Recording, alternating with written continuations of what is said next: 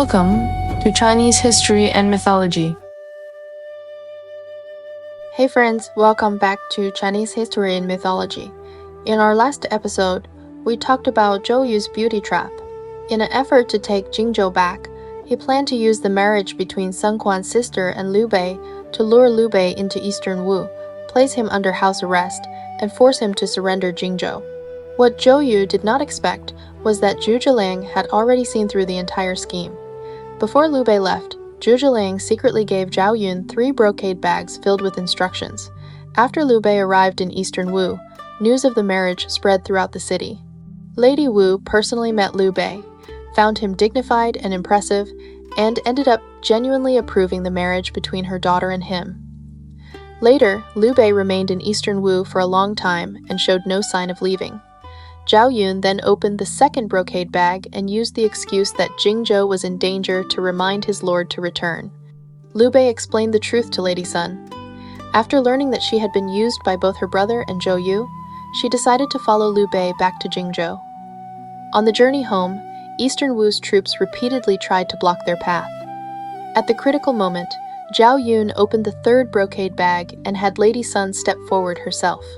She angrily rebuked Su Sheng, Ding Feng, Chen Wu, Pan Zhang, and the other generals, leaving them unwilling to make a move against her. In the end, Zhuge Liang had already arranged boats to receive them at the river. Guan Yu, Huang Zhong, and Wei Yan had also prepared ambushes along the shore. Zhou Yu failed to catch Liu Bei, and instead suffered a crushing defeat. As the Wu forces retreated, Liu Bei's soldiers shouted the famous line that would be remembered for generations. Zhou Liang's clever plans won the world, yet he lost both the lady and the army. Overcome by humiliation and anger, Zhou Yu's old wound reopened, and he collapsed on the spot.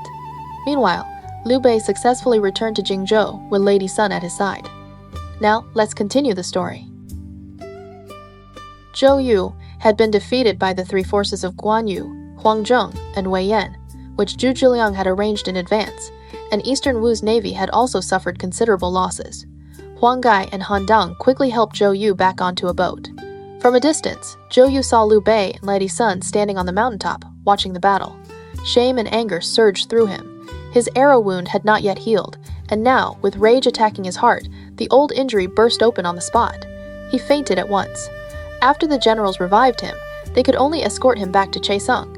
Zhuge Liang ordered everyone not to pursue, then returned to Jingzhou with Liu Bei to celebrate and reward the soldiers who had made contributions.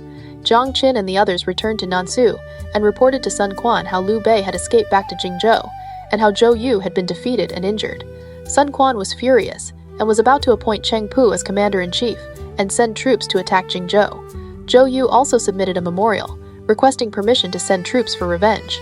Zhang Zhao hurriedly advised him, "You must not. Cao Cao has always wanted to avenge the defeat at Red Cliffs. He has only held back because he fears the alliance between Sun and Liu. If we start a war with Liu Bei first, Cao Cao will surely seize the chance to attack us. Then eastern Wu will be in danger." Gu Yong also said, "It would be better to submit a memorial recommending Liu Bei as governor of Jingzhou. This will first stabilize Liu Bei and also make Cao Cao hesitate. After that, we can provoke conflict between Cao Cao and Liu Bei, then profit from the situation." Sun Quan thought this made sense, so he sent Hua Xin to Zudu with the memorial. At this time, Cao Cao was in Yi Commandery, holding a banquet to celebrate the completion of the Bronze Sparrow Terrace. After Red Cliffs, he had always wanted to march south and take revenge, but because he feared the Sun-Liu alliance, he had not dared to act rashly. The Bronze Sparrow Terrace stood beside the Jiang River. In the center was the Bronze Sparrow Terrace itself, with the Jade Dragon Terrace on the left and the Golden Phoenix Terrace on the right.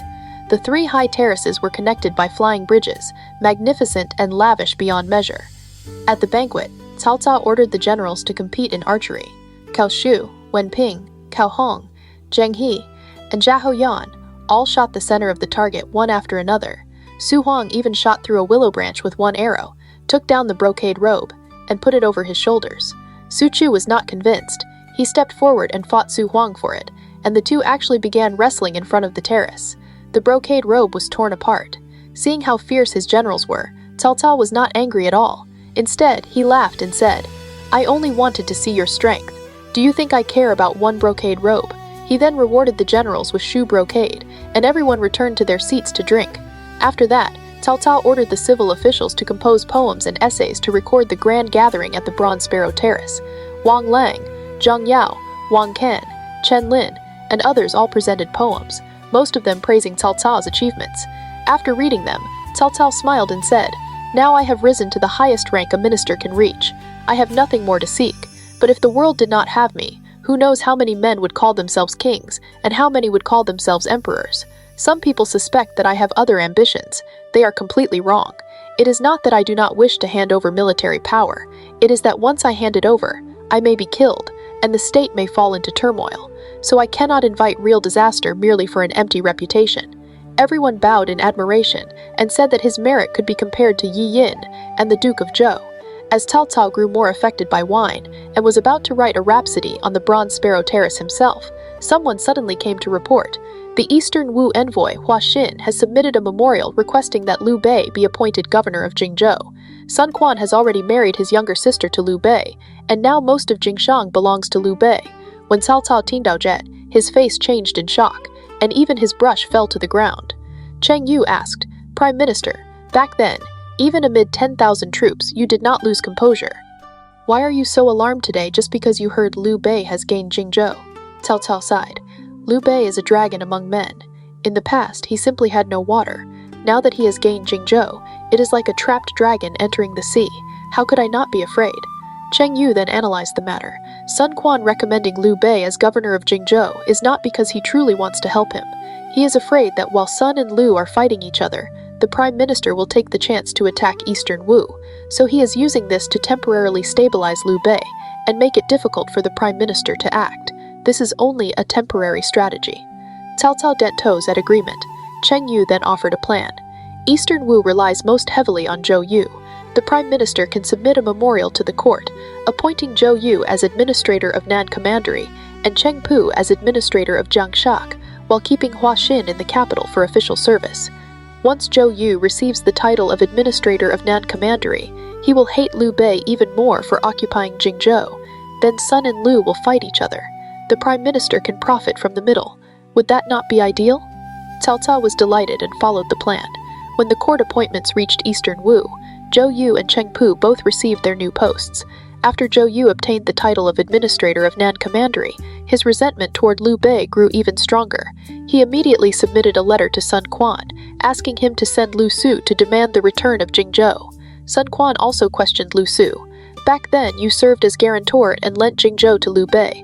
Now he says he will return it after taking Western Sichuan, but there is not even a sign that he is preparing to send troops. Are we supposed to wait until I am old before he returns it?" Lu Su had no choice but to go personally to Jingzhou. Before Lu Su even arrived, Zhuge Liang had already guessed why he was coming. He said to Liu Bei, "Lu Su is surely coming on Zhou Yu's behalf to demand Jingzhou. As soon as he mentions Jingzhou, my lord should burst into tears. Leave the rest to me." After Lu Su entered the residence, he indeed brought up the matter of returning Jingzhou. He added that now that the two sides were related by marriage, the transfer should be settled as soon as possible. The moment Liu Bei heard this, he covered his face and began to cry. Lu Su was startled and asked why he was so upset, but Liu Bei cried so hard that he could not speak. Zhuge Liang stepped out from behind a screen and said, "Does Zijing know why my lord is so distressed? When Jingzhou was borrowed, it was agreed that it would be returned after Western Sichuan was taken. But Liu Zhang of Western Sichuan is also a member of the imperial clan. If my lord sends troops to seize his land, the whole world will condemn him as unrighteous. Yet if he does not take Western Sichuan, he will have nowhere to establish himself. In that case, how can he return Jingzhou? Return it, and he has no place to stand. Keep it, and he breaks his promise. He is trapped between two impossible choices. That is why he is so heartbroken." After hearing this, Liu Bei beat his chest and cried even harder. Lu Su was kind-hearted by nature. Seeing Liu Bei in such misery, he could only agree to go back and explain their difficulties to Sun Quan, asking for more time. When Lu Su returned to Chaisang and told Zhou Yu what had happened, Zhou Yu stamped his foot and sighed. "Zijing, you have fallen into Zhuge Liang's trap again. Liu Bei has long intended to keep Jingzhou for himself. Why would he sincerely go after Western Sichuan? By giving way again, you are only giving him more time." Lu Su asked what should be done. Zhou Yu sneered and said, Go to Jingzhou again and tell them that Eastern Wu is willing to help Liu Bei conquer Western Sichuan. Once Western Sichuan is taken, it can serve as his new territory, and he can return Jingzhou to Eastern Wu. Lu Su looked puzzled. Western Sichuan is far away and difficult to conquer. This plan sounds rather unrealistic, Zhou Yu replied. Who said I truly intend to conquer Western Sichuan for him? I only want an excuse to march through Jingzhou. Liu Bei will come out of the city to welcome and reward the troops. Once he lets down his guard, I will seize him and take Jingzhou. In this way, I will satisfy my own anger and solve your problem as well. Lu Su set out for Jingzhou once more. The moment Zhuge Liang heard he had returned, he knew there was a scheme behind it. He said to Liu Bei, he must have worked out a new plan with Zhou Yu and Chaisang. When he finishes speaking, just watch me. If I nod, agree to whatever he proposes. After entering the residence, Lu Su said, the Lord of Wu values the marriage alliance between our two houses and is willing to send troops to help your excellency conquer Western Sichuan. Once Western Sichuan is secured, it can be exchanged for Jingzhou. The only request is that when the army passes through Jingzhou, your excellency provides supplies and provisions. Zhuge Liang immediately nodded in approval. Such generosity from the Lord of Wu is truly rare. Liu Bei also cupped his hands and said, this is all thanks to Zijing's efforts. Zhuge Liang added, once Eastern Wu's army arrives, we will certainly come out to welcome them and reward the troops generously. Seeing how readily they agreed, Lu Su was secretly delighted and took his leave. As soon as Lu Su left, Liu Bei asked Zhuge Liang, what exactly does this mean? Zhuge Liang laughed loudly. Zhou Yu's end is drawing near. This is the old strategy of borrowing a road to destroy a neighboring state. He talks about attacking Western Sichuan, but his true goal is Jingzhou. He thinks my lord will come out of the city to reward the troops, then he will seize my lord and storm the city. But how could such a petty trick deceive me? Liu Bei quickly asked what should be done. Zhuge Liang replied, do not worry, just cast the net and wait for the fish. When Zhou Yu arrives, even if he survives, 9/10 of his spirit will be gone. After saying this, he summoned Zhao Yun and gave him secret instructions. He also arranged for Guan Yu, Zhang Fei, Huang Zhong, Wei Yan, and others to prepare ambushes in different locations. When Lu Su returned to Chaisang, he told Zhou Yu that Liu Bei and Zhuge Liang had agreed to reward the army. Zhou Yu laughed loudly. This time they have truly fallen into my trap. He immediately sent Lu Su to report the news to Sun Quan and ordered Cheng Pu to prepare support forces. By now, his arrow wound had mostly healed. He personally reviewed the troops, appointing Gan Ning as the vanguard. He himself would follow with Zhu Sheng and Ding Feng, while Ling Tong and Lu Meng guarded the rear. With 50,000 soldiers by land and water, the army advanced toward Jingzhou in great force. Throughout the journey, Zhou Yu was full of confidence, convinced that this time he would capture Liu Bei and recover Jingzhou. When the vanguard reached Xiakou, Zhou Yu asked, has anyone from Jingzhou come to welcome us? His officers replied, Liu Bei has sent Mizhu to greet the commander. When Mizhu was brought in, he said, my lord has prepared everything and is already waiting outside Jingzhou city to welcome the commander and reward the troops. Zhou Yu reminded him, we are marching on behalf of your lord. The ceremonies of welcome must not be neglected. Mizhu agreed and departed ahead of them. Zhou Yu continued urging the fleet forward. Yet the closer they came to Jingzhou, the quieter the river became. There were no escort boats and no welcoming parties. Scouts then reported, only 2 white flags are flying on the walls of Jingzhou. There is not a single person visible on the battlements. Zhou Yu grew suspicious. He ordered the warships to dock and personally led Gan Ning, Zhu Sheng, Ding Feng, and 3,000 elite troops on horseback, straight toward the city. Outside the city, everything remained silent. Zhou Yu ordered someone to call out at the gate. A voice from above asked, who has come? The Wu soldiers answered, Commander Zhou of Eastern Wu has arrived in person.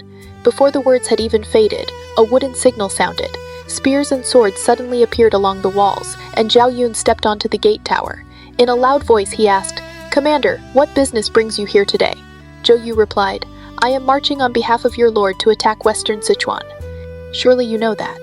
Zhao Yun answered, Military advisor Kong Ming has already seen through your scheme of borrowing a road to seize another's land. He ordered me, Zhao Yun, to guard Jingzhou. My lord also has a message for you. Liu Bei and Liu Zhang are both members of the imperial clan. How could he bear to violate righteousness and attack Western Sichuan? If Eastern Wu truly wishes to conquer Western Sichuan, then my lord would rather abandon the world and retreat into the mountains than commit an act of betrayal that would make him a laughingstock throughout the land. When Zhou Yu heard this, his face changed instantly. He pulled on the reins and prepared to withdraw. At that very moment, a rider carrying a command flag came racing forward. He shouted, "4 armies are attacking at once. Guan Yunqiang is coming from Zhengling, Zhang Yidai from Zigui, Huang Zhong from Gong'an, and Wei Yan from the road through Chenling. Countless troops are advancing from all 4 directions. For 100 miles, the cries of battle shake the earth. They all say they intend to capture Zhou Yu alive." Hearing this, Zhou Yu felt both humiliation and rage. He knew he had once again been outmaneuvered by Zhuge Liang. His old arrow wound burst open immediately. With a loud cry, he toppled from his horse and fell to the ground. When Pang Tong arrived in Liang County, he spent his days drinking and making merry. For more than 100 days, he paid no attention to government affairs, and official cases piled up like mountains. Someone reported this to Liu Bei. Furious, Liu Bei said, "How dare a scholar ruin the laws and order that I have established?" He immediately sent Zhang Fei and Sun Qian to inspect the county. When Zhang Fei arrived in Liang, the officials and common people all came out of the city to welcome him. The only person missing was the county magistrate himself. The people explained that Pang Tong was still asleep, drunk from the night before. Zhang Fei flew into a rage and ordered that Pang Tong be brought before him. Once Pang Tong appeared in the hall, Zhang Fei demanded, "My brother believed you were a talented man and appointed you magistrate. Why have you neglected your duties and abandoned the affairs of the county?" Still showing the effects of wine, Pang Tong merely smiled and replied, "A small county of 100 li is hardly difficult to govern. General, please take a seat and watch how I handle it." Zhang Fei ordered the accumulated cases to be brought forward. Piles of documents were carried into the hall.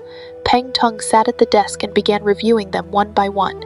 He questioned the plaintiffs and defendants, examined the evidence, and issued judgments with remarkable speed.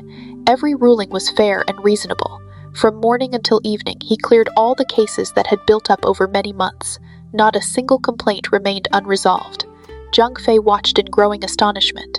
At last he stood up and said, "Sir, with such extraordinary ability, why have you neglected your duties for so long?" Pang Tong replied calmly, "A county this small is hardly worth my full attention. Had I wished, I could have finished all these matters in a single day. Why should I trouble myself over them every day?" Only then did Zhang Fei realize that Pang Tong truly possessed exceptional talent. He immediately apologized and treated him with great respect. He then asked, "If you have such ability, why did my brother assign you only a county magistrate's post?" Pang Tong laughed and said, "Because when I first met Liu Bei, Kongming was away inspecting the 4 commanderies. I had no recommendation letter in hand, and Liu Bei judged me only by my appearance. Naturally, he did not think highly of me." At that moment, Sun Qian remembered that both Lu Su and Zhuge Liang had written recommendation letters. He quickly asked Pang Tong why he had never presented them. Pang Tong replied, "If a ruler values only recommendation letters and not the person standing before him, what is the point of presenting them?" Zhang Fei felt both ashamed and impressed. He immediately wrote a detailed report to Liu Bei, describing everything he had witnessed. He also sent word that Pang Tong's talent was by no means inferior to Zhuge Liang's. When Liu Bei received the report, he was greatly surprised. He quickly summoned Pang Tong back to Jingzhou. Upon seeing him again, Liu Bei personally apologized for misjudging him. Pang Tong then presented the recommendation letters from Lu Su and Zhuge Liang.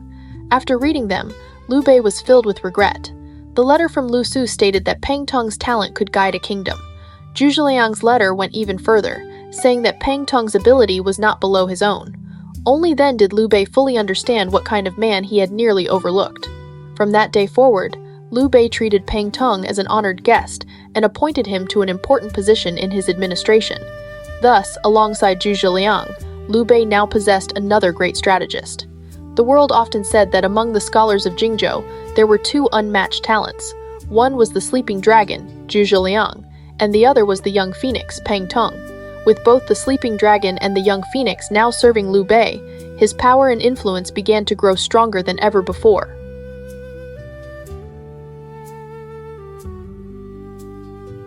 After saying this, Pang Tong ordered the clerks to bring in all the case files that had piled up over the past 100 days. He then called the plaintiffs and defendants into the hall one by one. While reading official documents, he listened to the lawsuits and gave judgments aloud. He distinguished right from wrong with perfect clarity, without the slightest confusion. In less than half a day, every accumulated case had been settled, and the people all bowed in admiration. Pang Tong threw his brush to the ground and said to Zhang Fei, "Tell me, which matter have I neglected? In my eyes, even Cao Cao and Sun Quan are as easy to read as lines on the palm of my hand. Why should one small county be worth so much effort?" Zhang Fei was greatly shocked. He immediately stepped down from his seat and apologized. "Sir, you truly are a man of great talent. I, Zhang Fei, failed to recognize greatness before my eyes." Only then did Pang Tong take out Lu Su's recommendation letter. Zhang Fei asked why he had not shown it when he first met Liu Bei. Pang Tong replied, "If I relied on a recommendation letter the moment we met, would that not make it seem as if I depended entirely on another man's introduction?" Zhang Fei returned to Jingzhou and reported Pang Tong's abilities to Liu Bei in detail. He also presented Lu Su's recommendation letter. After Liu Bei read it, he realized that he had neglected a truly great talent, and he was filled with regret. Just then, Zhuge Liang happened to return as well. The first thing he asked was, "How has military advisor Pang been recently?" Liu Bei said that Pang Tong had been drinking too much in Luoyang and neglecting his duties. Zhuge Liang smiled. "Shi Yuan is not a man meant for a small county of 100 li. The learning in his heart is 10 times greater than mine. I also wrote him a recommendation letter. I only fear he has not yet given it to my lord." Hearing this, Liu Bei felt even more ashamed. He immediately ordered Zhang Fei to go personally to Luoyang and invite Pang Tong back to Jingzhou. When Pang Tong arrived, Liu Bei personally came down the steps to apologize. Only then did Pang Tong present Zhuge Liang's recommendation letter. Liu Bei was overjoyed and said, "Sima Decao once said that if one obtains either the sleeping dragon or the young phoenix, one can bring peace to the empire. Now I have gained both of them. The revival of the Great Han is within hope." He then appointed Pang Tong as assistant military advisor, gentleman general, allowing him to plan major affairs and train the army together with Zhuge Liang. When the news reached Suqiang, Cao Cao learned that Liu Bei now had both Zhuge Liang and Pang Tong as advisors, and that he was recruiting soldiers, training troops, storing grain, and maintaining contact with Eastern Wu. Cao Cao 召唤了他的 strategists to discuss a southern campaign. Sun Yu advised, "Zhou Yu has just died. We can first attack Sun Quan, then move against Liu Bei." But Cao Cao said, "If I personally march south, I fear Ma Teng may take the chance to strike Suqiang. During the Battle of Red Cliff, there were already rumors in the army that Western Liang had invaded. This matter cannot be ignored." Sun Yu then offered a plan. "Why not first issue an imperial decree appointing Ma Teng as general who conquers the south and summon him to the capital? Once he arrives, we can remove him. In this way, there will be no worry behind us when we march south." Cao Cao was delighted and immediately sent men to Western Liang with the decree. After Ma Teng received the decree, he discussed it with his eldest son, Ma Chao. Ma Teng said, "Back then, I received the blood edict in the belt together with Dongcheng, and I also made an agreement with Liu Bei to destroy the rebel Cao. Unfortunately, we never succeeded. Now Cao Cao has summoned me to the capital. What do you think I should do?" Ma Chao believed that since Cao Cao was summoning him in the emperor's name, refusing to go would give him the charge of disobeying an imperial decree. It would be better to go to the capital and secretly seek an opportunity. Ma Dai, however, advised, "Cao Cao has a treacherous heart. Uncle, if you go this time, I fear your life will be in danger." Ma Chao also asked to lead the Western Liang army into the capital and kill Cao Cao directly. But Ma Teng decided to let Ma Chao guard Western Liang, while he himself took only Ma Shu, Ma Tai, and Ma Dai with him. In this way, Cao Cao would still fear the Western Liang forces behind him, and would not dare act too easily. Ma Teng led 5,000 Western Liang soldiers to a camp 20 li outside Zuchang. Cao Cao ordered attendant gentleman Huang Kuai to go out and reward the troops. He also sent word that Western Liang was far away, and transporting grain was difficult, so Ma Teng should enter the city the next day to meet the emperor, and Cao Cao would arrange provisions for him. When Huang Kuai arrived at the camp, Ma Teng held a banquet for him. After several rounds of wine, Huang Kuai suddenly said, "My father died during the chaos caused by Li Ju and Guo Si. I thought the rebels of the realm had all been eliminated, but I never expected that today there would still be a great traitor who deceives the emperor." Ma Teng asked who he meant. Huang Kuai said directly that it was Cao Cao. Ma Teng worried that he had been sent by Cao Cao to test him, so he told him to speak carefully. Huang Kui then mentioned the blood edict in the belt. Only then did Ma Teng realize that Huang Kui also carried loyal intentions.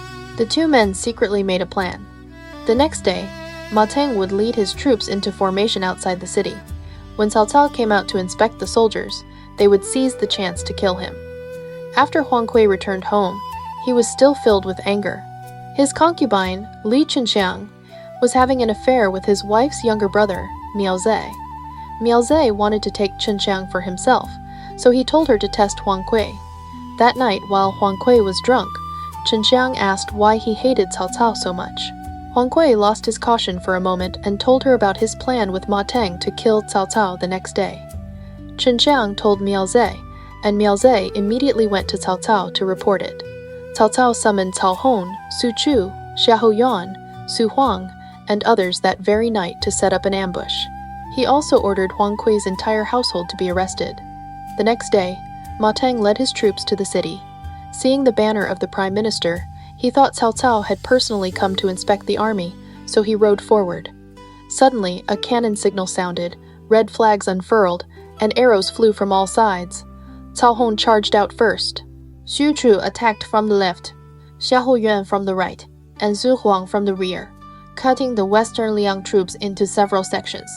Ma Teng and his sons fought desperately to break through, but in the end, they could not escape. Ma Teng was shot dead by a storm of arrows. Ma Teng and Ma Xiu were both badly wounded, and even their horses were shot down. They were finally captured alive. Cao Cao ordered Huang Kui and Ma Teng's father and sons to be brought before him. Ma Teng cursed him without stopping, saying that he had failed to rid the state of a traitor only because heaven had willed it so. Cao Cao ordered Ma Teng, Ma Xiu, and Huang Kui to be executed together. Afterward, Miao Zhe asked Cao Cao for a reward. He said he wanted no gold or silk, only that Li Chenxiang be given to him as his wife. Cao Cao sneered. "You betrayed your brother-in-law and destroyed his entire household for the sake of a woman. What use do I have for a faithless man like you?" He then had Miao Zhe, Li Chenxiang, and Huang Kui's family all executed in the marketplace. The people watching could only sigh. Cao Cao then pacified the Western Liang soldiers, saying that Ma Teng and his sons had rebelled, but the ordinary soldiers were not guilty. He also sent troops to seal the passes and prevent Ma Dai from escaping. Ma Dai had originally led 1,000 soldiers in the rear as support. When fleeing soldiers from Zuchang brought him the news, he knew the plan had failed. He had no choice but to abandon his troops, disguise himself as a merchant, and flee back to Western Liang overnight. After eliminating Ma Teng, Cao Cao prepared once again for a southern campaign. Just then, someone reported, Liu Bei is training troops and preparing weapons. It seems he intends to advance into Western Sichuan. Cao Cao was startled and said, "If Liu Bei takes Western Sichuan, his wings will be fully grown. How will I deal with him then?" Before his words had even faded, one man stepped forward below the steps and said, "I have a plan that can make Liu Bei and Sun Quan restrain each other, so that both Jiangnan and Western Sichuan will eventually fall into the Prime Minister's hands." The man who offered the strategy was Chen Qun, the imperial secretary. Cao Cao asked him, "Chen Wen, what plan do you have?" Chen Qun replied, "At present, Liu Bei and Sun Quan depend on each other like lips and teeth. If Liu Bei intends to seize Western Sichuan, the Prime Minister should order a great general to join forces with the troops at Hefei and attack Jiangnan directly. Sun Quan will surely ask Liu Bei for help, but Liu Bei is focused on taking Western Sichuan and may not be willing to commit all his strength. If Sun Quan stands alone, Eastern Wu will inevitably weaken. Once Jiangdong falls, Jingzhou can also be pacified in one stroke. With Jingzhou secured, Western Sichuan can be taken next, and the empire will be settled." Cao Cao was delighted by the proposal. He immediately raised an army of 300,000 men and prepared to march on Jiangnan. At the same time, he ordered Zhang Liao at Hefei to prepare grain, supplies, and military equipment so that the armies could join together at any moment. When the news reached Sun Quan, he quickly summoned his officers to discuss the situation. Zhang Zhao advised, "We should have Lu Su write to Jingzhou and ask Liu Bei to resist Cao Cao together with us. Liu Bei is tied to Eastern Wu through marriage, and he is also a close friend of Lu Su. He should be willing to help." Sun Quan agreed and ordered Lu Su to write the letter. After receiving it, Liu Bei immediately invited Zhuge Liang to discuss the matter. Zhuge Liang read the letter and said, "There is no need to mobilize the forces of Jiangnan, nor do we need to move the troops of Jingzhou. We only need to make Cao Cao afraid to march south." He then wrote back to reassure Lu Su. Afterward, Zhuge Liang said to Liu Bei, The person Cao Cao fears most is actually Ma Chao and the armies of Western Liang. Now that he has killed Ma Teng, Ma Chao must hate him deeply. My lord should write to Ma Chao and encourage him to lead an army through the passes. If that happens, how can Cao Cao still have the leisure to campaign against Eastern Wu? Liu Bei was overjoyed. He immediately wrote a letter and sent a trusted messenger to Western Liang. At that time, Ma Chao was in Western Liang. One night, he dreamed that he was lying in the snow while a pack of tigers leapt upon him. He woke up uneasy. Pang Di, who was in his tent, said, "To encounter tigers in the snow is an unlucky omen. Could something have happened to the old general in Zuchang?" Before he finished speaking, Ma Dai stumbled into the tent, dropped to his knees, and burst into tears. "Uncle and my 2 cousins have all been killed by Cao Cao." Ma Chao was stunned. Ma Chao was stunned. When Ma Chao heard the story, he collapsed to the ground in grief. After he recovered, he ground his teeth in hatred and swore revenge. At that very moment, Liu Bei's letter arrived. It said that Cao Cao had deceived the emperor, seized power, and murdered Ma Teng.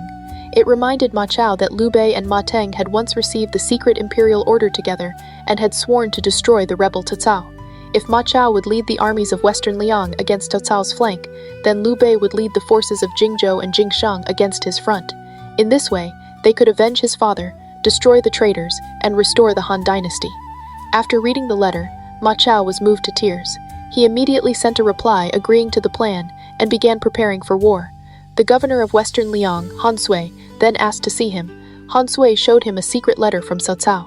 It promised that if Han Sui captured Ma Chao and delivered him to Zuchang, he would be made Marquis of Western Liang. Ma Chao knelt and said, "If uncle wishes to send me to Zuchang, then simply bind me and take me there." Han Sui quickly helped him up. "Your father and I were sworn brothers. How could I ever betray you? If you raise an army, I will help you." He immediately executed Cao Cao's messenger and summoned the armies of Ho Xuan, Cheng Yin, Li Kan, Zhang Heng, Liang Xing, Cheng Yi, Ma Wan, and Yang Qiu. Together with Ma Chao, Pang Dai, and Ma Dai, they assembled an army of 200,000 men and marched straight toward Chang'an. When Zheng Yao, the governor of Chang'an, learned that the Western Liang forces were approaching, he sent urgent reports to Cao Cao, while personally leading troops out to meet them. Ma Dai, commanding the vanguard, first advanced with 15,000 men. Zheng Yao engaged him in battle, but was soon defeated and forced to retreat. Not long afterward, the main armies of Ma Chao and Han Sui arrived and surrounded Chang'an. The city walls were high and the moats deep. Even after 10 days of fierce attacks, the city could not be taken. Pang Dai then offered a strategy. "The city lacks firewood and water. The soldiers and civilians are already suffering. Let us withdraw for now and lure them into opening the gates to gather supplies. Then we can strike and seize the city." Ma Chao followed the plan and withdrew his army. Seeing the Western Liang troops pull back, Zheng Yao relaxed his guard. He opened the gates and allowed the people and soldiers to leave the city to gather water and cut firewood. Several days later, Ma Chao's army suddenly returned. In the middle of the night, a fire broke out inside the western gate. Zheng Jin, the defending officer, rushed to extinguish it. At that moment, Pang Dai burst out of hiding, cut Zheng Jin down with a single stroke, and chopped through the gate locks. Ma Chao and Han Sui led their troops into the city. Zheng Yao abandoned Chang'an through the eastern gate and fled to Tong Pass. Zheng Yao took up a defensive position at Tong Pass and urgently informed Cao Cao. When Cao Cao learned that Chang'an had fallen, he immediately halted his southern campaign. He ordered Cao Hong and Xu Huang to take 10,000 men and defend Tong Pass. He gave them strict instructions. "If the pass is lost within 10 days, both of you will be executed. If it falls after 10 days, you will not be held responsible." Cao Ren warned him.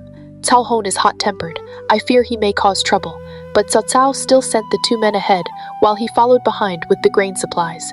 After arriving at Tong Pass, Cao Hong and Xu Huang shut the gates and defended the stronghold. Every day, Ma Chao stood beneath the walls and cursed Cao Cao, deliberately trying to provoke Cao Hong into battle. Xu Huang repeatedly warned him, "This is Ma Chao's strategy to lure you out. You must not fall for it." Cao Hong endured the insults for 9 days. On the 9th day, he saw the Western Liang soldiers sitting beside their horses, appearing exhausted and careless. Believing the opportunity had come, he led 3,000 men out of the pass. The Western Liang troops pretended to flee, and Cao Hong chased after them. When Xu Huang heard what had happened, he was alarmed and hurried out with reinforcements. But Ma Dai suddenly attacked from the rear, while Ma Chao and Pang Dai emerged from ambushes on both flanks. Cao Hong suffered a crushing defeat, losing more than half his force.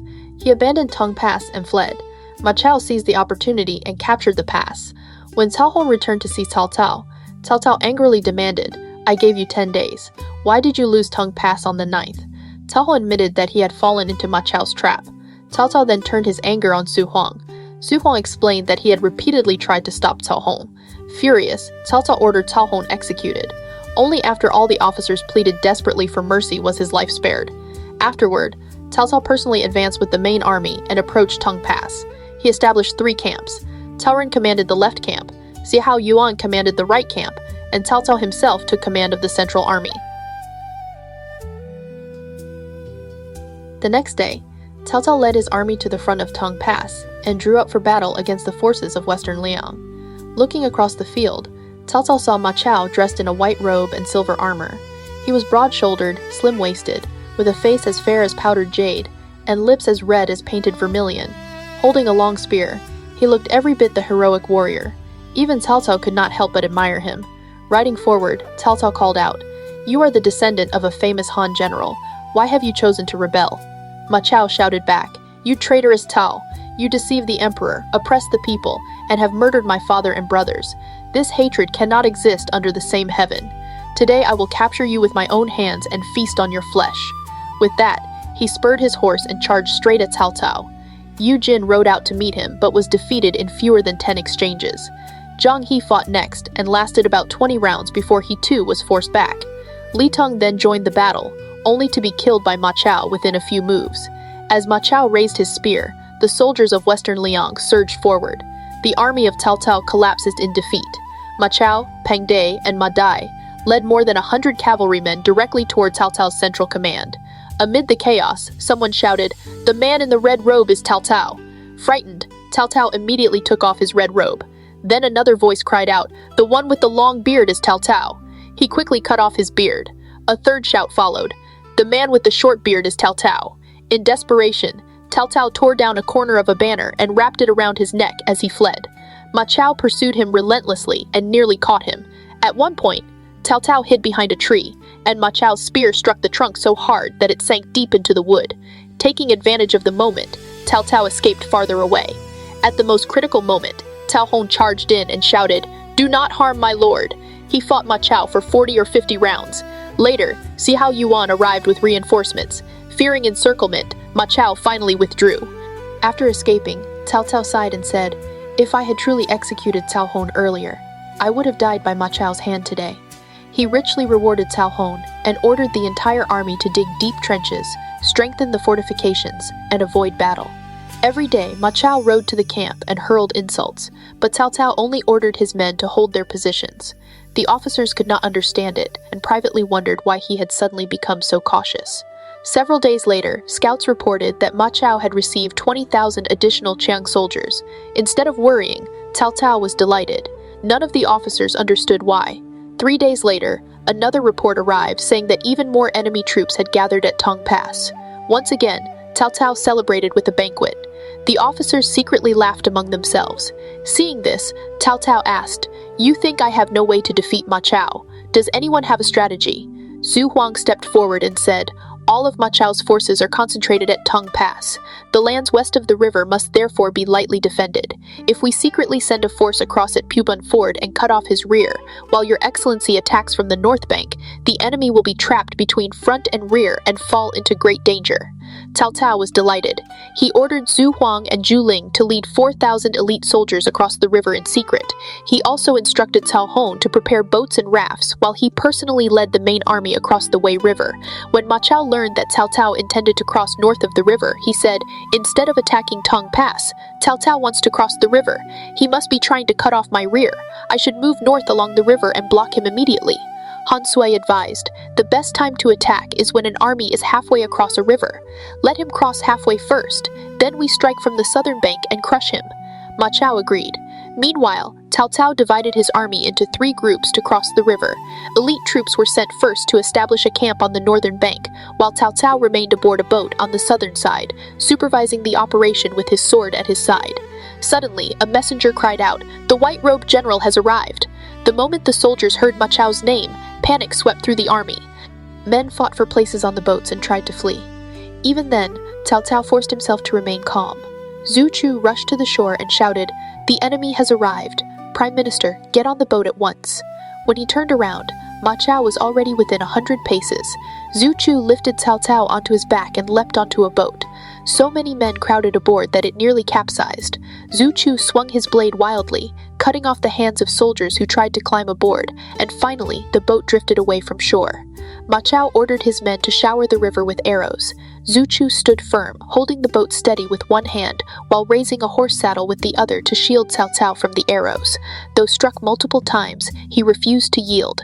At the height of the crisis, Ding Fei, the magistrate of Huainan County, spotted Cao Cao's predicament from South Mountain. Thinking quickly, he released all the cattle and horses from the military camps. The soldiers of Western Liang saw livestock running everywhere and immediately turned aside to seize them. Their pursuit slowed, giving Cao Cao the chance to reach the northern bank safely.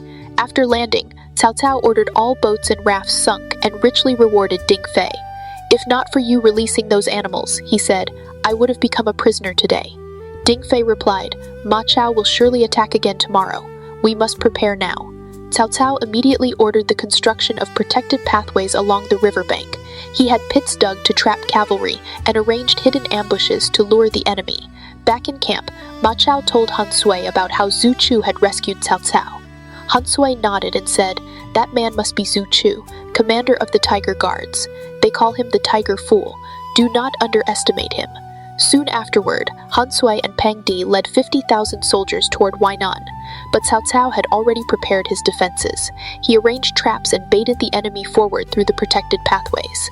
Pang Di led the iron cavalry in the first assault. As they approached, horses and riders suddenly plunged into concealed pits.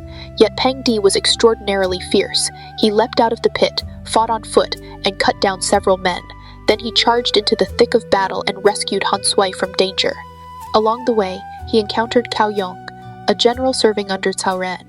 With a single stroke, Pang Di killed him, seized his horse, and fought his way out. Ma Chao soon arrived with reinforcements. The two sides battled until nightfall, before finally withdrawing. In that engagement, Western Liang lost 2 officers, Cheng Yin and Zhang Heng. Many soldiers were also killed or wounded. Seeing that Cao Cao had now secured a firm position north of the river, Ma Chao feared that delay would only work against him. He met with Han Sui and proposed a night attack on Cao Cao's camp. Han Sui agreed and arranged supporting forces. That very night, Ma Chao personally led the vanguard, with Pang Di and Ma Dai following behind, and launched a surprise attack on Cao Cao's camp. But Cao Cao had already anticipated the move. Earlier, he had told his generals, "The enemy sees that our camp is newly built and believes it is vulnerable. They will certainly attempt a night raid. Each of you will prepare an ambush. Leave the central camp empty and lure them in. Once the signal cannon sounds, all hidden forces will strike at once." Before the main attack began, Ma Chao sent Cheng Yi ahead with 30 riders to scout the camp. Seeing the central camp apparently deserted, Cheng Yi rode straight in. At once, signal cannons thundered across the night. Ambushed troops poured out from every direction and surrounded the 30 horsemen. Cheng Yi was cut down by Zhou Yuan. By then, Ma Chao's main force had already arrived. He, Pang Di, and Ma Dai attacked from 3 directions. The hidden forces of Cao Cao emerged in full strength, and the battlefield once again descended into a brutal and chaotic struggle. That night, the armies of Cao Cao and Ma Chao fought until dawn before both sides finally withdrew. Ma Chao pulled back to the mouth of the Wei River and sent troops day and night to attack Cao Cao's camp in turns. Cao Cao built 3 floating bridges across the Wei River and ordered Cao Ren to build camps on both banks, using grain wagons and war carts as barriers. When Ma Chao heard this, he ordered his soldiers to carry dry grass and fire starters. Then he joined forces with Han Sui and attacked Cao Ren's camp. With one great fire, the army of Cao Cao abandoned the camp and fled. The floating bridges, carts, and horses were all burned. Cao Cao could not establish a camp along the riverbank, and he became deeply anxious. Zhou Yu offered a plan. "We can use the sand and soil from the Wei River and build a city wall on the spot." Cao Cao immediately ordered 30,000 soldiers to build an earthen fortress. But Ma Chao sent Pang Di and Ma Dai to attack and harass them in turns. The sand was loose and unstable, and whatever they built collapsed almost as soon as it rose. While Cao Cao was troubled over this, someone came to report, "An old man is asking to see you. He says he has a strategy to offer. Cao Cao invited him in and learned that the man's surname was Liu, his given name was Zibo, and his Taoist title was Master Mengmei. Zibo said, "These past few days, the sky has been covered with heavy clouds. Once the north wind rises, the weather will surely turn bitterly cold and freeze. Prime Minister, you can take advantage of the strong wind at night, pile up earth while pouring water over it. By morning, the water will freeze and bind the sand and soil together, and the fortress will stand." Cao Cao naturally understood. He rewarded the old man heavily, but Zibo accepted nothing and drifted away. That night, the north wind indeed blew fiercely. Cao Cao ordered men to carry earth and pour water through the night. Since they had no large containers, they used cloth sacks to carry water, piling and freezing the earth at the same time. By dawn, the earthen fortress had frozen solid. Ma Chao personally led troops to inspect it. Seeing that a fortress had appeared in a single night, he was shocked. The next day, Ma Chao led his army forward to challenge them. Cao Cao took only Su Chu with him out of camp. Raising his whip, he shouted, "I am Meng Di. I have come here alone on horseback. Ask Ma Chao to come out and speak with me." Ma Chao rode out with his spear in hand. Cao Cao smiled and said, "You thought I could not build a camp. Now my fortifications have been completed in one night. Why have you still not surrendered?" Ma Chao was furious and was about to rush forward to capture Cao Cao. But then he saw a fierce-looking general standing behind Cao Cao. The man's eyes were wide and intimidating, and he held a steel blade in his hand. His presence was terrifying. Ma Chao suspected that this man was Xu Chu, so he asked, "I hear there is a tiger marquis in your army. Where is he?" Xu Chu roared, "I am Xu Chu of Kiao County." His voice thundered like a storm. Ma Chao did not dare act rashly and had no choice but to return to his own formation. Cao Cao also returned to camp with Xu Chu. From then on, the soldiers of Cao Cao all called Xu Chu the Tiger Marquis. Xu Chu was not satisfied. He asked Cao Cao for permission to fight. "Tomorrow, I will capture Ma Chao." Cao Cao warned him not to underestimate the enemy, but Xu Chu insisted. So Cao Cao sent someone with a letter of challenge, inviting Ma Chao to a duel the next day. When Ma Chao received the letter, he was furious. How dare he look down on me like this? He immediately wrote back, swearing that he would personally kill the tiger fool. The next day, the two armies formed their battle lines. Ma Chao placed Peng Di on the left wing and Ma Dai on the right wing, while Han Sui held the center. Ma Chao himself sat on horseback before the formation and shouted, "Tiger fool, come out!" Under the camp gate banner, Cao Cao saw Ma Chao's imposing manner and said to his generals, "Ma Chao's courage is no less than Lu Bu's in those days." Before he had finished speaking, Su Chu had already charged out with his blade. The two fought for more than 100 rounds without a clear winner. After changing horses, they fought another 100 rounds and still could not decide the battle. Su Chu became enraged. He returned to camp, stripped off his armor, bared his upper body, and went back out with his blade to continue fighting. They battled for more than 30 more rounds. Ma Chao thrust his spear at him, and Su Chu simply threw away his blade, clamped the spear shaft between his arms, and struggled with him on horseback for control of the weapon. With a sharp crack, Su Chu snapped the spear shaft in two. Each man seized half of the broken shaft and struck wildly at the other. Cao Cao feared that Su Chu might suffer a loss, so he ordered Jia Haoyuan and Cao Hong to attack from both sides. Pang Di and Ma Dai also led their troops forward, and the two armies fell into a chaotic battle. The army of Cao Cao was thrown into disorder, and Su Chu was wounded by 2 arrows in the arm. The generals quickly withdrew and returned to camp. Ma Chao pursued them as far as the moat before stopping. Cao Cao ordered the camp gates closed and ordered his men to hold firm. After returning to camp, Ma Chao said to Han Sui, "In all the hard battles I have fought in my life, I have never met anyone like Su Chu. He truly deserves the name Tiger Fool." Cao Cao knew that Ma Chao was too fierce to defeat by force, so he could only use strategy. In secret, he ordered Xu Huang and Zhu Ling to lead troops across the Wei River and set up camp on the western bank, preparing to strike from the front and rear. Later, when Cao Cao stood on the city wall and saw Ma Chao riding back and forth before the camp with several hundred cavalrymen, moving as swiftly as the wind, he could not help throwing down his helmet and saying, "If that mob boy does not die, I will have no burial place." Xia Haoyuan heard this and was furious. He swore to destroy Ma Chao and immediately led troops out of the camp gate.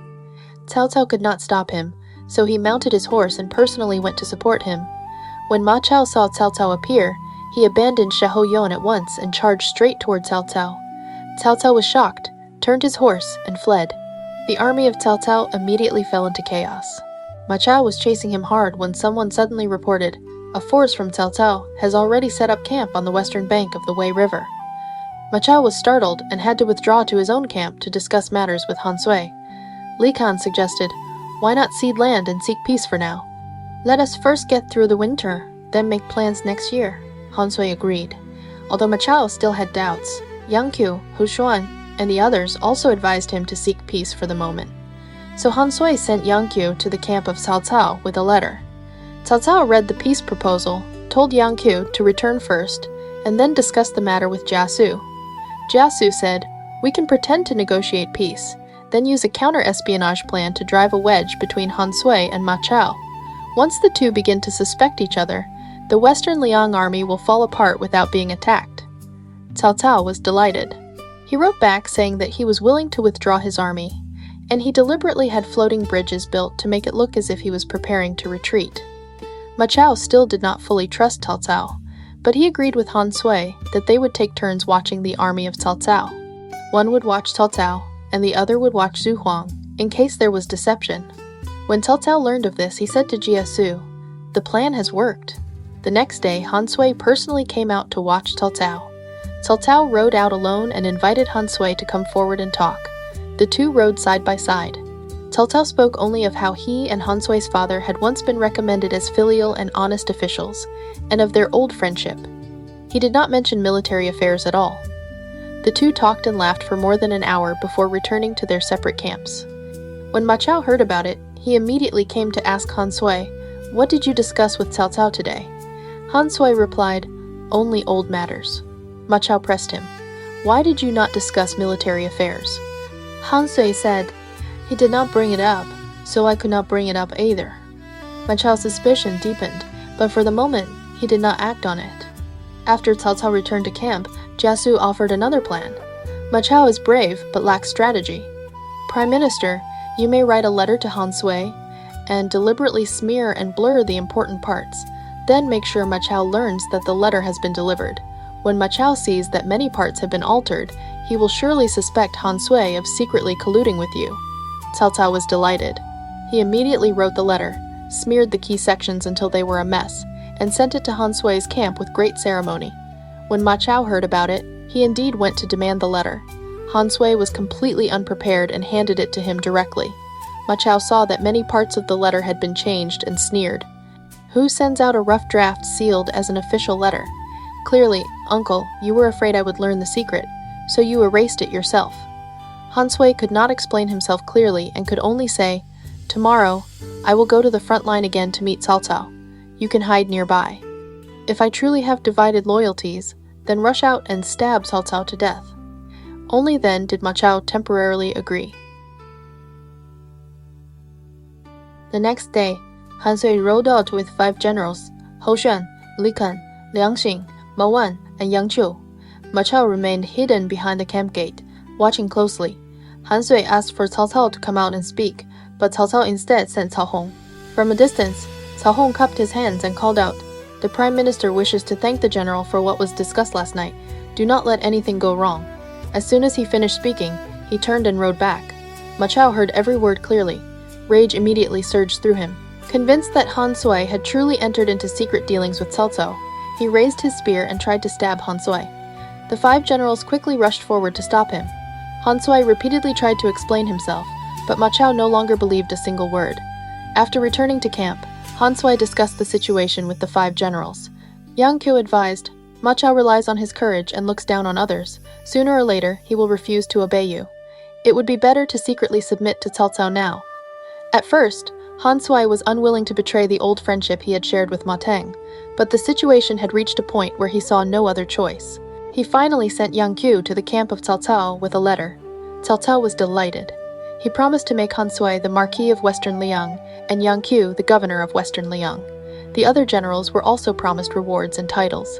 Both sides agreed to use fire as a signal that night and work together from inside and outside the camp to eliminate Ma Chao. Ma Chao had already learned of the plot. He took a group of personal guards armed with swords and secretly entered Han Sui's tent, while Pang Dai and Ma Dai waited behind to support him. As soon as he entered, he heard Yang Qiu saying, "We cannot delay any longer. We must act as soon as possible." Ma Chao flew into a rage. Bursting into the tent, he shouted, "You traitors! How dare you plot against me?" With that, he swung his sword at Han Sui. Han Sui desperately raised his hand to block the blow, but his left hand was immediately severed. The 5 generals drew their weapons and surrounded Ma Chao. Fighting alone with only a sword, Ma Chao battled all 5 men. He killed Ma Wan and Liang Xing one after another, while the remaining 3 fled for their lives.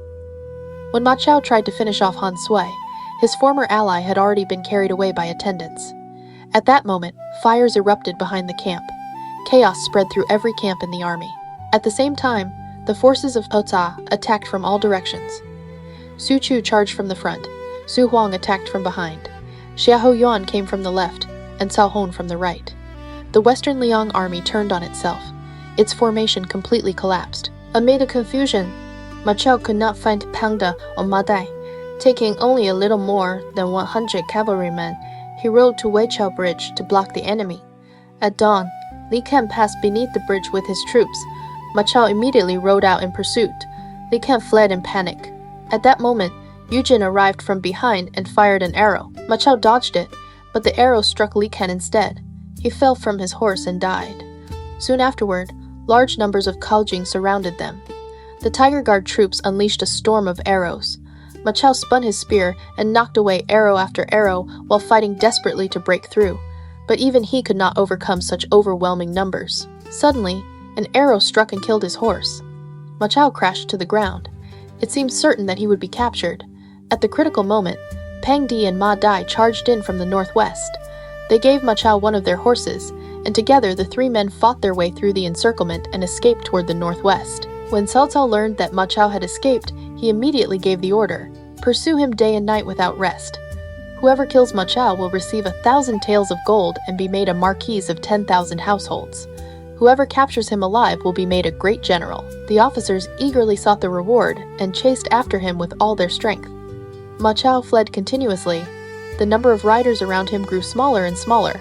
In the end, only a little more than 30 men remained, accompanying Pang Di, Ma Dai, and himself toward Lin Tao in Longxi.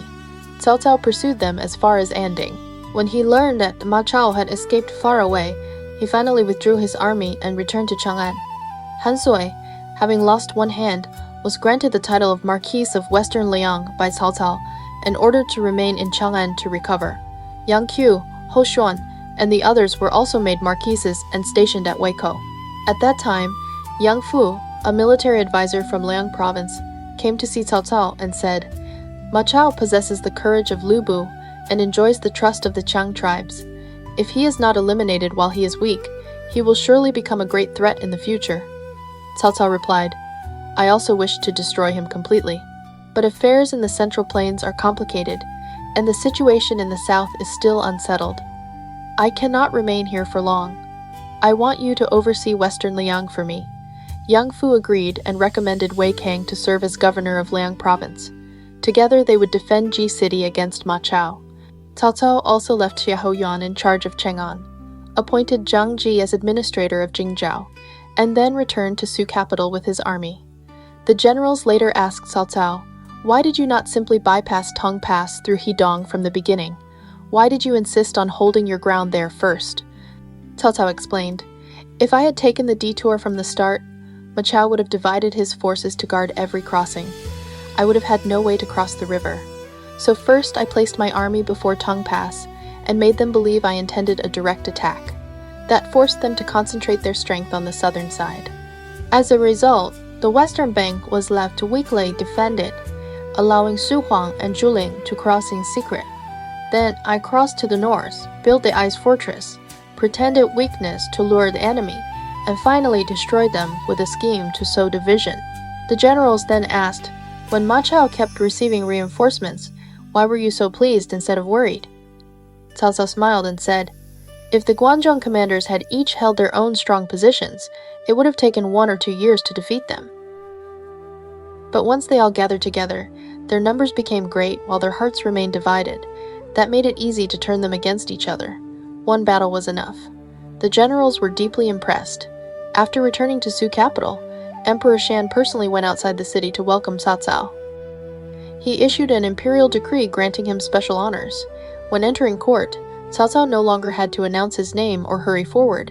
He was also permitted to wear his sword and shoes into the palace, privileges once granted to Xiao He. The power of Cao Cao now shook the entire realm, and both court and common people feared and respected him. News of these events soon reached Huang Zhong, where Zhang Lu, governor of Hanning, was greatly alarmed. Zhang Lu was a descendant of Zhang Ling. For generations, his family had gathered followers through the way of the 5 pecks of rice. In Hanzhong, he called himself the Master Lord. The people were organized under officials known as wine masters. Public shelters were established where travelers could freely obtain food. Those who committed offenses were forgiven 3 times before punishment was considered. Since Hanzhong was remote and difficult to govern, the imperial court had simply granted Zhang Lu the titles of General of the South and Governor of Hanning, allowing him to govern the region in exchange for yearly tribute. When Zhang Lu heard that Po Cao had crushed the forces of Western Liang, he gathered his advisors and said, "Ma Teng is dead, and Ma Chao has been defeated. The next target of Po Cao will likely be Hanzhong. I wish to declare myself king of Hanning and raise troops against him. What do you think?" Yang Pu offered his advice. Hanzhong has abundant grain, strong natural defenses, and a large population. Many refugees from Western Liang have also entered the region. Instead of proclaiming yourself king now, it would be better first to seize Yizhou from Liu Zhang, who is weak and incapable. Once the 41 prefectures of Western Shu are under your control, you may declare yourself king at that time. Zhang Lu was delighted and immediately discussed plans for an invasion with his younger brother, Zhang Wei. The news quickly reached Western Shu. The governor of Yizhou, Liu Zhang, courtesy named Zhou Yu, was the son of Liu Yan. He was known for his weak and indecisive nature. Because Liu Zhang had previously killed Zhang Lu's mother and younger brother, deep hatred already existed between the two families. Liu Zhang had earlier assigned Pang Shi, governor of Bexi, to defend against Zhang Lu. When Pang Shi learned that Zhang Lu was preparing to invade Western Shu, he immediately reported the matter. Deeply worried, Liu Zhang gathered his officials to discuss what should be done. Suddenly, one man stepped forward with his head held high and declared, "My lord, there is no need to worry. Though my talents are modest, with this tongue of mine, I can surely make Zhang Lu afraid to cast even a glance toward Western Shu." The next day, Han Sui rode out with 5 generals, Hu Xuan, Li Kan, Liang Xing, Ma Wan, and Yang Qiu. Ma Chao remained hidden behind the camp gate, watching closely. Han Sui asked for Cao Cao to come out and speak, but Cao Cao instead sent Cao Hong. From a distance, Cao Hong cupped his hands and called out, "The Prime Minister wishes to thank the general for what was discussed last night. Do not let anything go wrong." As soon as he finished speaking, he turned and rode back. Ma Chao heard every word clearly. Rage immediately surged through him. Convinced that Han Sui had truly entered into secret dealings with Cao Cao, he raised his spear and tried to stab Han Sui. The 5 generals quickly rushed forward to stop him. Han Sui repeatedly tried to explain himself, but Ma Chao no longer believed a single word. After returning to camp, Han Sui discussed the situation with the 5 generals. Yang Qiu advised, "Ma Chao relies on his courage and looks down on others. Sooner or later, he will refuse to obey you. It would be better to secretly submit to Cao Cao now." At first, Han Sui was unwilling to betray the old friendship he had shared with Ma Teng, but the situation had reached a point where he saw no other choice. He finally sent Yang Qiu to the camp of Cao Cao with a letter. Cao Cao was delighted. He promised to make Han Sui the Marquis of Western Liang, and Yang Qiu the governor of Western Liang. The other generals were also promised rewards and titles. Both sides agreed to use fire as a signal that night and work together from inside and outside the camp to eliminate Ma Chao. Ma Chao had already learned of the plot. He took a group of personal guards armed with swords and secretly entered Han Sui's tent, while Pang Di and Ma Dai waited behind to support him. As soon as he entered, he heard Yang Qiu saying, "We cannot delay any longer. We must act as soon as possible." Ma Chao flew into a rage. Bursting into the tent, he shouted, "You traitors, how dare you plot against me?" With that, he swung his sword at Han Sui. Han Sui desperately raised his hand to block the blow, but his left hand was immediately severed. The 5 generals drew their weapons and surrounded Ma Chao. Fighting alone with only a sword, Ma Chao battled all 5 men. He killed Ma Wan and Liang Xing one after another, while the remaining 3 fled for their lives. When Ma Chao tried to finish off Han Sui, his former ally had already been carried away by attendants. At that moment, fires erupted behind the camp. Chaos spread through every camp in the army. At the same time, the forces of Cao Cao attacked from all directions. Su Chu charged from the front, Zhu Huang attacked from behind, Shi Hao Yuan came from the left, and Cao Hong from the right. The Western Liang army turned on itself. Its formation completely collapsed. Amid the confusion, Ma Chao could not find Pang Di or Ma Dai. Taking only a little more than 100 cavalrymen, he rode to Wei Chao Bridge to block the enemy. At dawn, Li Ken passed beneath the bridge with his troops. Ma Chao immediately rode out in pursuit. Li Ken fled in panic. At that moment, Yu Jin arrived from behind and fired an arrow. Ma Chao dodged it, but the arrow struck Li Ken instead. He fell from his horse and died. Soon afterward, large numbers of Kaljun surrounded them. The Tiger Guard troops unleashed a storm of arrows.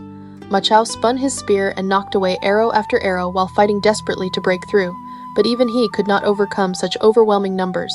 Suddenly, an arrow struck and killed his horse. Ma Chao crashed to the ground. It seemed certain that he would be captured. At the critical moment, Pang Di and Ma Dai charged in from the northwest. They gave Ma Chao one of their horses, and together the 3 men fought their way through the encirclement and escaped toward the northwest. When Cao Cao learned that Ma Chao had escaped, he immediately gave the order, "Pursue him day and night without rest. Whoever kills Ma Chao will receive 1,000 taels of gold and be made a marquis of 10,000 households. Whoever captures him alive will be made a great general." The officers eagerly sought the reward and chased after him with all their strength. Ma Chao fled continuously. The number of riders around him grew smaller and smaller. In the end, only a little more than 30 men remained, accompanying Pang Di, Ma Dai, and himself toward Lin Tao and Longxi. Cao Cao pursued them as far as Anding. When he learned that Ma Chao had escaped far away, he finally withdrew his army and returned to Chang'an. Han Sui, having lost one hand, was granted the title of Marquis of Western Liang by Cao Cao and ordered to remain in Chang'an to recover. Yang Qiu, Hao Xian, and the others were also made marquises and stationed at Weiko. At that time, Yang Fu, a military advisor from Liang province, came to see Cao Cao and said, "Ma Chao possesses the courage of Liu Bei and enjoys the trust of the Chang tribes. If he is not eliminated while he is weak, he will surely become a great threat in the future." Cao Cao replied, "I also wish to destroy him completely, but affairs in the Central Plains are complicated, and the situation in the south is still unsettled. I cannot remain here for long. I want you to oversee Western Liang for me." Yang Fu agreed and recommended Wei Kang to serve as governor of Liang province. Together, they would defend Ji City against Ma Chao. Cao Cao also left Shi Hao Yuan in charge of Chang'an, appointed Zhang Ji as administrator of Jingzhou, and then returned to Su capital with his army. The generals later asked Cao Cao, "Why did you not simply bypass Tong Pass through Hedong from the beginning? Why did you insist on holding your ground there first?" Cao Cao explained, "If I had taken the detour from the start, Ma Chao would have divided his forces to guard every crossing. I would have had no way to cross the river. So first I placed my army before Tong Pass and made them believe I intended a direct attack.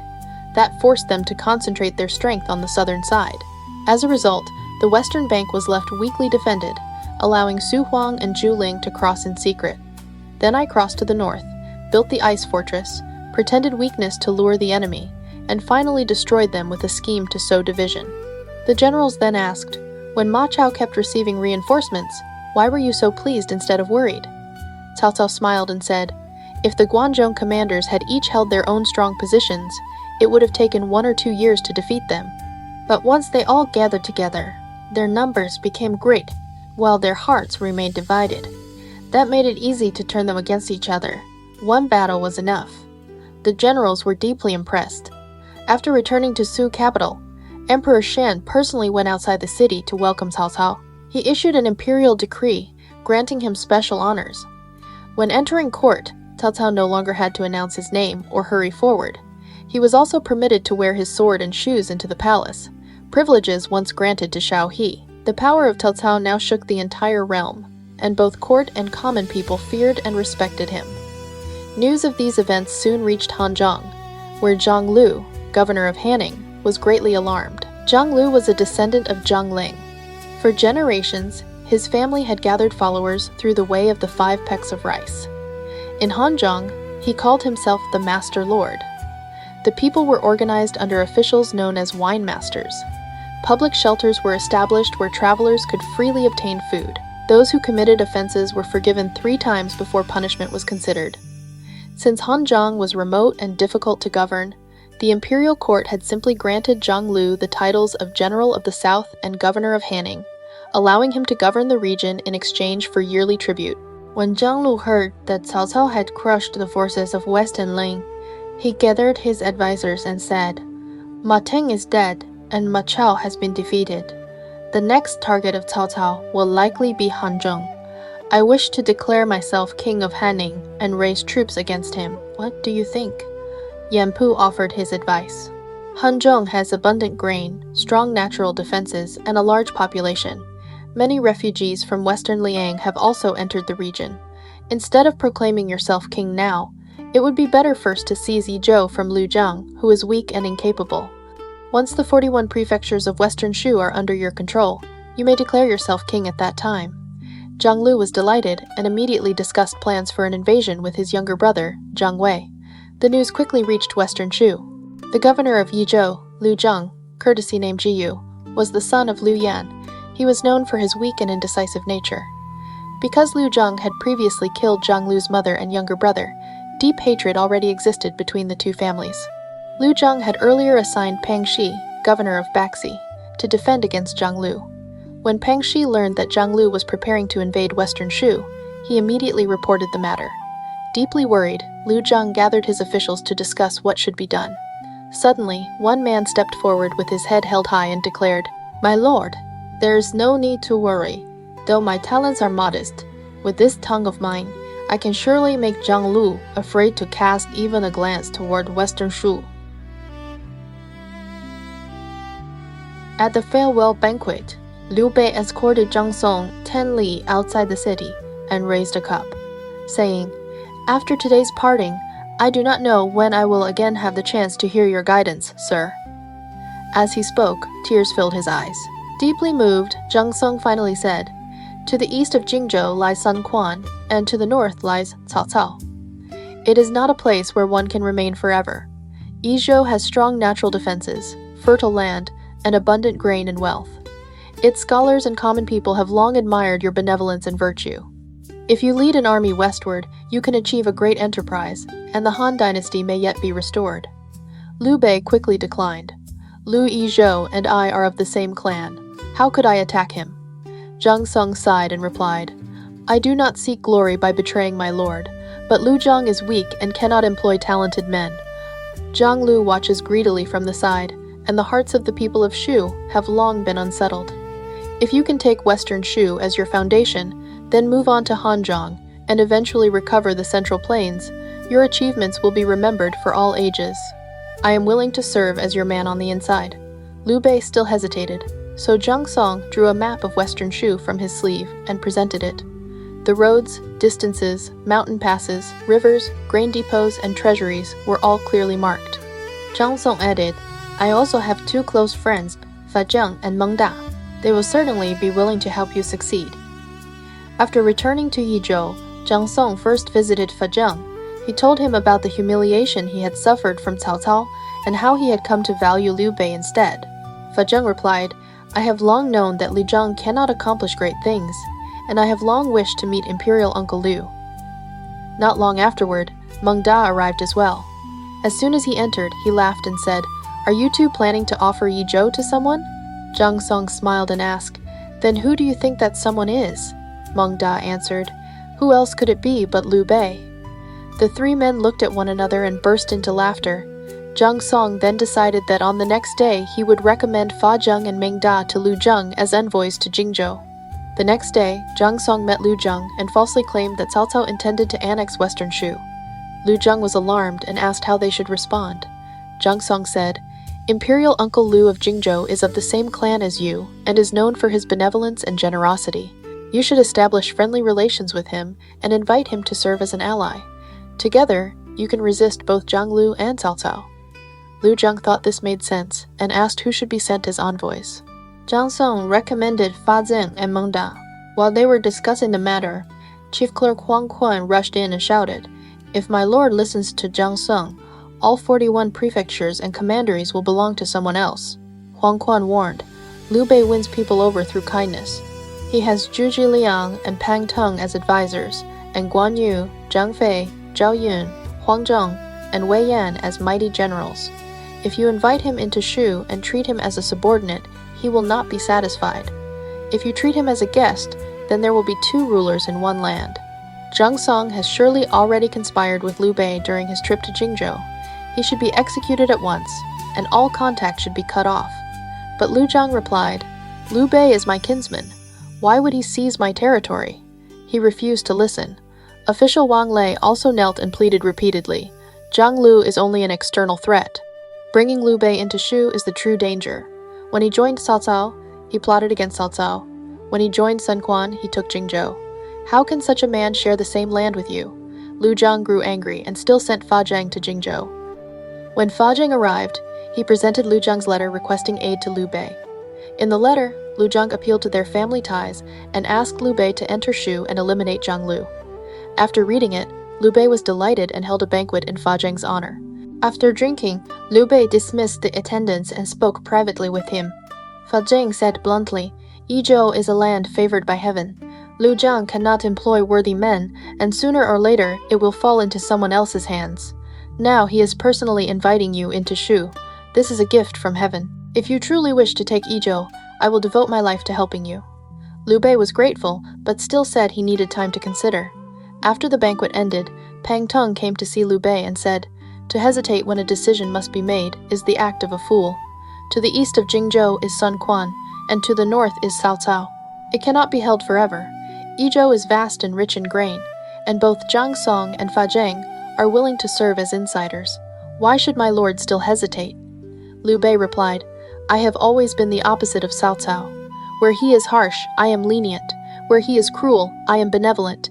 Where he is deceitful, I am sincere.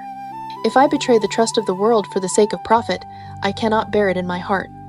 Pang Tong answered, "In troubled times, military affairs cannot be bound by ordinary rules.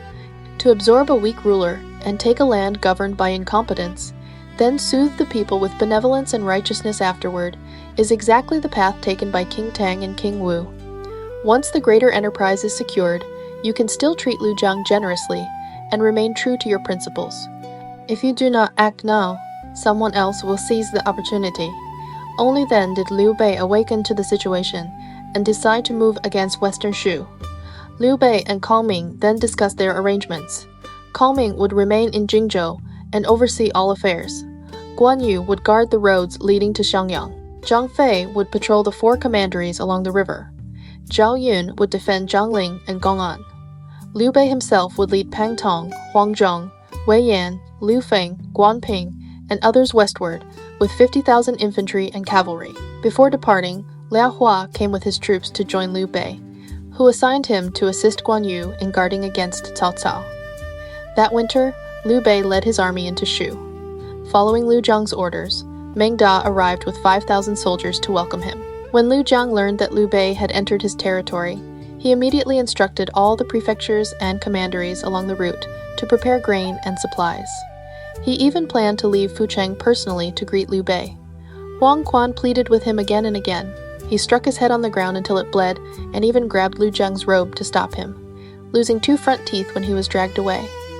Li Hui also warned him, saying, "This is like inviting a tiger into your home." Liu Zhang still refused to listen. Wang Lei went even further. He had himself suspended upside down from the city gate by ropes and held a written remonstrance in his hands, urging Liu Zhang to execute Zhang Song and cut off Liu Bei. Liu Zhang became furious. Wang Lei then cut the rope himself and fell to his death from the city wall. Even so, Liu Zhang still set out for Fucheng with 30,000 troops and great quantities of treasure to welcome Liu Bei. After Liu Bei's army reached Dianjiang, Grain and supplies were provided all along the route by Western Shu. At the same time, his military discipline was extremely strict. Any soldier who took so much as a blade of grass from the common people without permission was executed. When the people saw that his army did not violate even the smallest thing, they came out supporting the elderly and leading the young, burning incense and kneeling in welcome. Along the journey, Liu Bei spoke kindly to the people and comforted them wherever he went. Little by little, the hearts of the people turned toward him. Fa Zheng secretly said to Pang Tong, "Zhang Song's latest letter says that once Liu Zhang and our lord meet in Fucheng, we can make our move." Pang Tong replied, "This matter must not be discussed openly. We will wait until the two Lias have met, and then look for an opportunity." Before long, Liu Zhang and Liu Bei met in Fucheng. The two addressed each other as brothers, spoke warmly together, and after a banquet returned to their separate camps. After returning to his camp, Liu Zhang told those around him, "Huang Quan and Wang Lei were far too suspicious. Today, I met my elder brother, and he truly is a man of benevolence and integrity. With him as an ally, why should I fear either Cao Cao or Zhang Lu?" He even sent gifts of gold and silk to Zhang Song. Yet Lu Kui, Ling Bao, Zhang Ren, Deng Shan, and other officers under Liu Zhang still urged him to be cautious of Liu Bei. Liu Zhang only laughed and said they worried too much.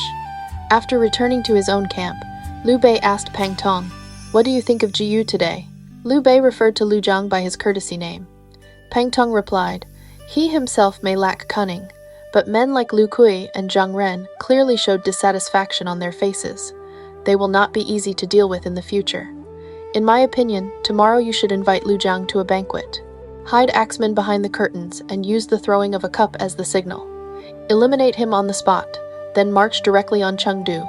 The whole province can be taken without losing a single soldier." Liu Bei immediately shook his head. "Zhou Yu is my kinsman and has treated me with complete sincerity. I have only just entered Shu.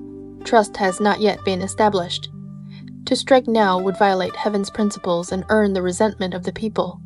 Even a conqueror might not use such a plan," Pang Tong said. "This is not my idea alone.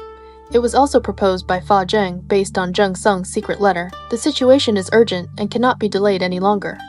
Fa Zheng also came in and urged him, saying, "Zhang Lu bears a deep hatred toward Shu and will invade sooner or later. My lord has traveled 1,000 miles into this land. Advancing brings success, while retreat gains nothing. If our plans are exposed, we may instead fall under another's control. It would be better to seize the opportunity while the people support you, and heaven's mandate favors you. Strike unexpectedly and establish your foundation as soon as possible." Pang Tong and Fa Zheng urged him again and again, yet Liu Bei still hesitated because of the bonds of family and kinship. Liu Zhang welcomed Liu Bei with great warmth all along the way. He treated him not only as an elder kinsman of the same imperial clan, but also as the ally who could save him from the threats of Zhang Lu and Cao Cao. What Liu Zhang did not know was that Zhang Song, Fa Zheng, and Meng Da had already secretly thrown their support behind Liu Bei. At the same time, in Liu Bei's own camp, Pang Tong and Fa Zheng had already placed a plan for taking Western Shu right before him. All it would take was tomorrow's banquet. All it would take was the signal of a cup thrown to the ground. All it would take was for the hidden axemen to rush out from behind the curtains. Liu Zhang could be eliminated on the spot, and Chengdu might fall without a single battle. Yet when faced with an opportunity that seemed almost within reach, Liu Bei could not bring himself to act. Would he hold fast to the bonds of kinship and spare Liu Zhang? Or would he finally take the first step towards seizing Western Shu under the urging of Pang Tong and Fa Zheng? And this banquet, which appeared to be a gathering between kinsmen, would it end as a feast of family reunion, or as a deadly trap to seize a kingdom? We'll continue the story in the next episode. If you enjoyed today's episode, feel free to give the show a like, subscribe, and share it with someone you think would enjoy it too. Thank you for spending this time with me. I will see you in the next episode.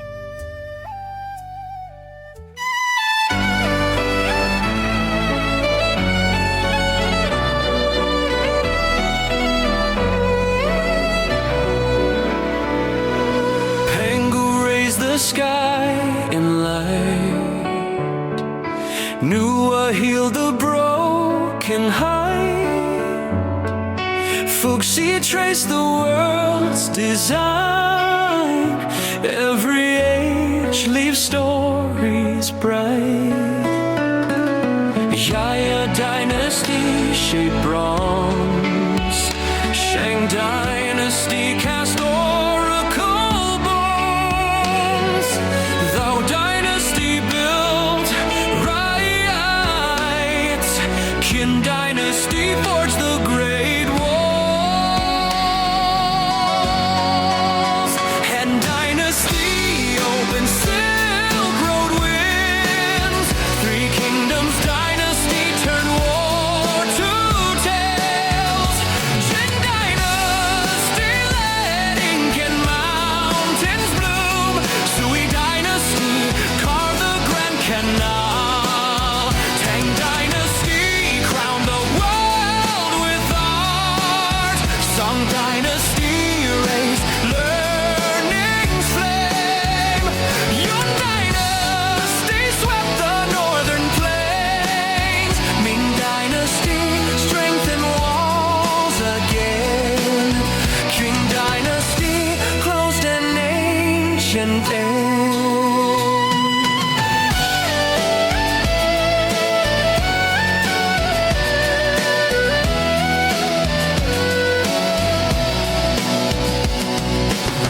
Every age leaves stories bright. History and myth ignite in endless light. China's history moves in mystery through the night. Footsteps of this land enchant the world in light.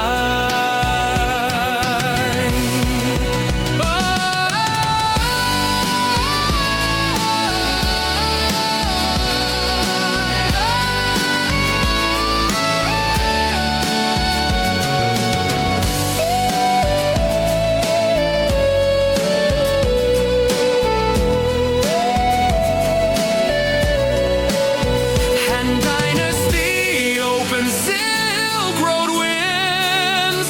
Three Kingdoms dynasty turned war to tales. Qin dynasty led ink and mountains bloom. Sui dynasty carved the Grand Canal. Tang dynasty crowned the world with art. Song dynasty raised learning.